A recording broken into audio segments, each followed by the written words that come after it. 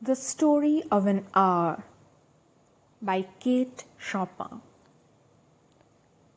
Knowing that Mrs. Mallard was afflicted with a heart trouble, great care was taken to break to her as gently as possible the news of her husband's death. It was her sister Josephine who told her, in broken sentences, veiled hints that revealed in half concealing. Her husband's friend Richards was there too, near her. It was he who had been in the newspaper office when intelligence of the railroad disaster was received, with Brentley Mallard's name leading the list of killed. He had only taken the time to assure himself of its truth by a second telegram, and had hastened to forestall any less careful, less tender friend in bearing the sad message.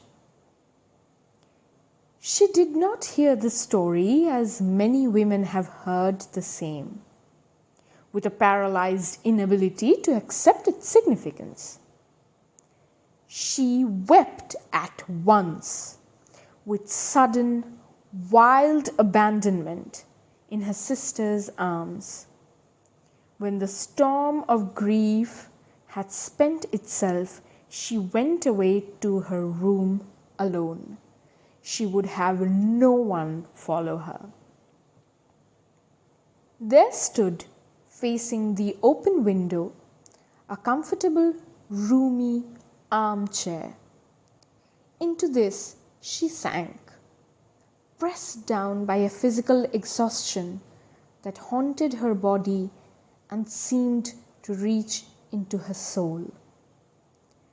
She could see in the open square before her house the tops of trees that were all aquiver with the new spring life. The delicious breath of rain was in the air. In the street below, a peddler was crying his wares. The notes of a distant song which someone was singing reached her faintly, and the countless sparrows were twittering in the eaves. There were patches of blue sky showing here and there through the clouds that had met and piled one above the other in the west facing her window. She sat with her head thrown back upon the cushion of the chair, quite motionless, except when a sob came up into her throat and shook her, as a child who has cried itself to sleep continues to sob in its dreams. She was young, with a fair, calm face, whose lines bespoke repression and even a certain strength. But now there was a dull stare in her eyes, whose gaze was fixed away off yonder on one of those patches of blue sky. It was not a glance of reflection, but rather indicated a suspension of intelligent thought. There was something coming to her, and she was waiting for it fearfully. What was it? She did not know. It was too subtle and elusive to name. But she felt it, creeping out of the sky, reaching toward her through the sounds, the scents, the color that filled the air. Now her bosom rose and fell tumultuously.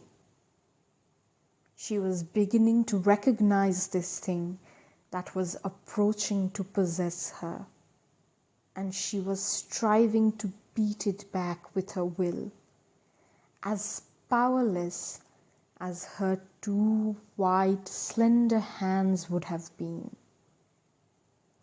When she abandoned herself, a little whispered word escaped her, slightly parted lips. She said it over and over under her breath. Free, free, free. The vacant stare and the look of terror that had followed it went from her eyes. They stayed keen and bright. Her pulses beat fast, and the coursing blood warmed and relaxed every inch of her body. She did not stop to ask if it were or were not a monstrous joy that held her. A clear and exalted perception enabled her to dismiss the suggestion as trivial.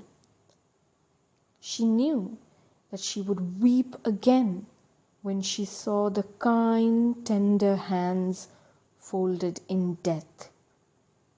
The face that had never looked save with love upon her, fixed and grey and dead.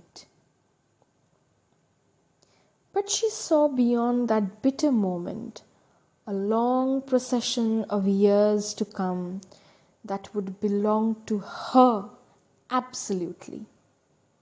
And she opened and spread her arms out to them in welcome. There would be no one to live for during those coming years. She would live for herself. There would be no powerful will bending hers in that blind persistence with which men and women believe they have a right to impose a private will upon a fellow creature. A kind intention or a cruel intention made the act seem no less a crime as she looked upon it in that brief moment of illumination. And yet, she had loved him. Sometimes. Often she had not. What did it matter? What could love, the unsolved mystery, count for in the face of this possession of self-assertion, which she suddenly recognized as the strongest impulse of her being? Free, body and soul free, she kept whispering.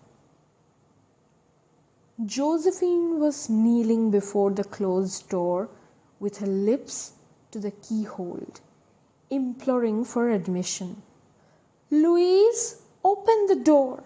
I beg, open the door. You will make yourself ill. What are you doing, Louise? For heaven's sake, open the door. Go away. I'm not making myself ill. No.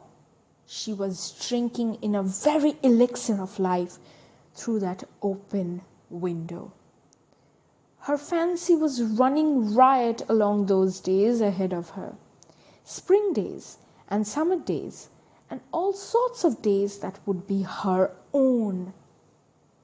She breathed a quick prayer that life might be long.